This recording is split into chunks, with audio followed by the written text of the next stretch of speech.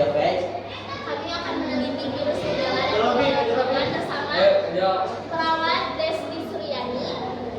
Di rumah anggotanya yang saya sendiri, Muhammad Rafi sebagai editor. saya Suci Selina sebagai penulis. Saya Uraida Ramadhani sebagai pengacara. Saya Istia Permadi sebagai pembaca pembuat. Saya juga sebagai penulis juga. Saya Dena Reina sebagai kameramen satu. Saya Muhammad Syekh Abdul sebagai kameramen 2. Assalamualaikum warahmatullahi wabarakatuh. Di sini kita bakalan mewawancarai perawat klinik Dr. Sehan Suci dengan tema virus rubella dan domtok. Ya, perkenalkan saya Uraida Ramadhani sebagai wawancara. Saya Indonesia Permadi sebagai Saya Desti Suryani sebagai perawat di pertama tentang rubella. Penyakit rubella itu apa sih? Penyakit rubella itu suatu penyakit menular yang disebabkan oleh virus rubella. Salah satu tandanya itu ruang merah di permukaan kulit, gatal, panas, dan bahkan bisa mengakibatkan komplikasi. Penyakit rubella itu sendiri dia menyerang anak-anak, balita, dan imunitasnya itu turun. Terutama itu bagi ibu hamil sangat juga untuk terjadinya komplikasi terhadap virus rubella karena bisa menyebabkan kecacatan Apa sih penyebab penyakit rubella? Penyebab rubella itu salah satunya adalah imunitas kulit. Yang pertama, rubella itu terjadinya suatu infeksi dari tubuh, misalkan pasien dengan datang demam. Dia awalnya cuma demam biasa aja, tapi karena dia udah terus dan dia kontak dengan pasien yang terkena rubella itu sangat rentan. Jadi si pasien tersebut yang tadinya cuma demam berakhir menjadi virus rubella. Karena demam sama virus rubella itu tampaknya yang salah satunya disebabkan oleh demam. Yang ketiga, apa gejala-gejala yang dialami orang yang terkena penyakit rubella? Yang pertama itu demam, yang kedua itu hidung tersumbat, jadi hampir mirip kayak orang yang mau kalau awalnya demam, hidung tersumbat, dan kalau itu ruang penumpang. Ruangnya itu kayak banyak ruang-ruang, tapi nggak cukup, cuma di bawah penumpang aja. Kalau itu juga mirip persendian itu yang paling pas, jadi kayak tulang-tulang itu terasa sakit walaupun kena suntikan tapi dia terasa pilu badan itu yang paling pas. Seberapa bahaya penyakit rubella dan sebahaya apa dampaknya bagi tubuh? Penyakit rubella memang terpikirkan bukan penyakit yang berat ya. Cuman kalau misalkan penyakit rubella itu terkena kepada ibu hamil, apalagi di trimester pertama, itu bisa menyebabkan kerusakan pada bayi. Kalau misalkan untuk anak-anak selama pengobatan didengar dan imunnya itu bagus, dia akan sembuh dengan sendirinya. Rubella itu virus apa sih? Rubella itu virus yang disebabkan oleh virus RNA yang terurai tunggal. Itu biasanya virus dari genus namanya genus Rabivirus.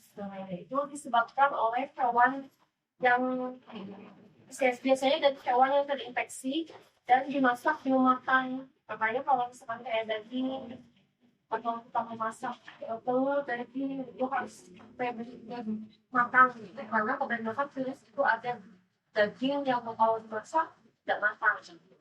Makanya ada di dalam hewan jadi konsumsi oleh kita. Pertanyaan terakhir tentang rubella. Penyakit rubella itu menular nggak sih? Penyakit rubella itu menular.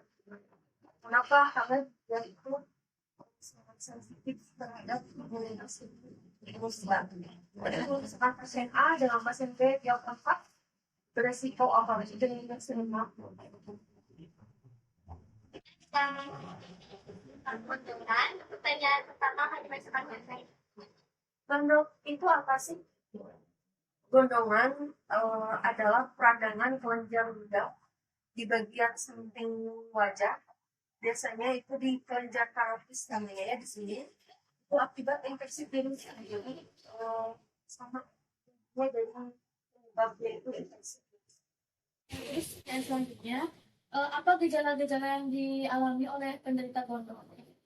Gejala yang pertama itu demam biasanya. Terus yang kedua itu merasa letih badannya, lemas, letih, demam, terus nafsu makan menurun, dan yang selanjutnya dia mengalami nyeri di bagian tenggorokan.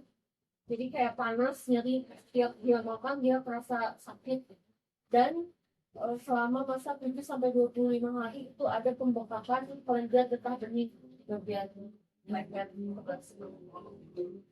Pertanyaan selanjutnya, terus cara menyembuhi gondongan itu apa? Yang pertama itu menjaga imun tubuh. Yang paling penting itu dalam virus apapun itu imun tubuh yang ditingkatkan. Selain istirahat yang cukup, makan yang bagus, minum yang bagus, dan mengkompres bagian yang bengkak.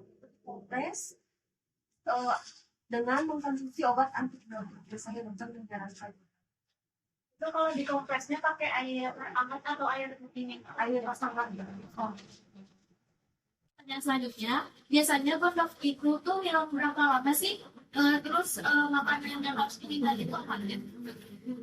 Gondongan itu terjadi masa inkubasinya itu 7 sampai 25 hari. Jadi tergantung kondisi tubuh seseorang. Kalau misalnya kalau usia akan jadi bagus, tapi sebaliknya kalau misalkan punya itu akan lebih lama dan yang harusnya.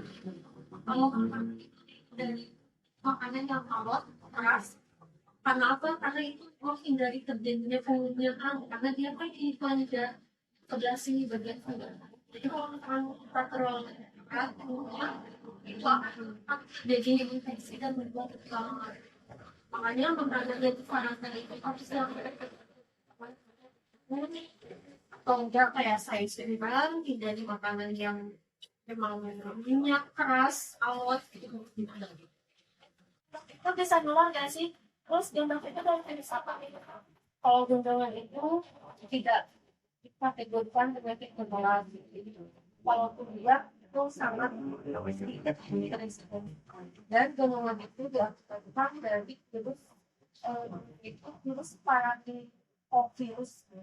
Itu golongan virus paranovirus ya. Dan memang tidak menular. Dari kedua penyakit tadi, penyakit mana yang lebih berbahaya? Dan gimana cara supaya kita terhindar dari kedua penyakit? Penyakit yang paling berbahaya di antara dua penyakit itu adalah gondongan.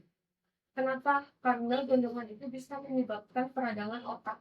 Jadi dia bisa menyebabkan meningitis, peradangan otak, dan kerusakan hati. Kalau misalkan terjadi komplikasi. Kalau misalkan rubella itu memang dikatakan penyakit yang ringan, cuman kalau misalkan terkena kepada ibu hamil, itu yang berbahaya, bisa menyebabkan penyakit kandang. Tapi kalau misalkan yang paling berbahaya itu adalah gondongan. Dan apa saja sih yang harus dilakukan agar kita terhindar dari kedua penyakit ini, atau khususnya gondongan? Yang paling pertama itu menjaga imunitas tubuh. Itu balik lagi, imunitas tubuh itu paling penting.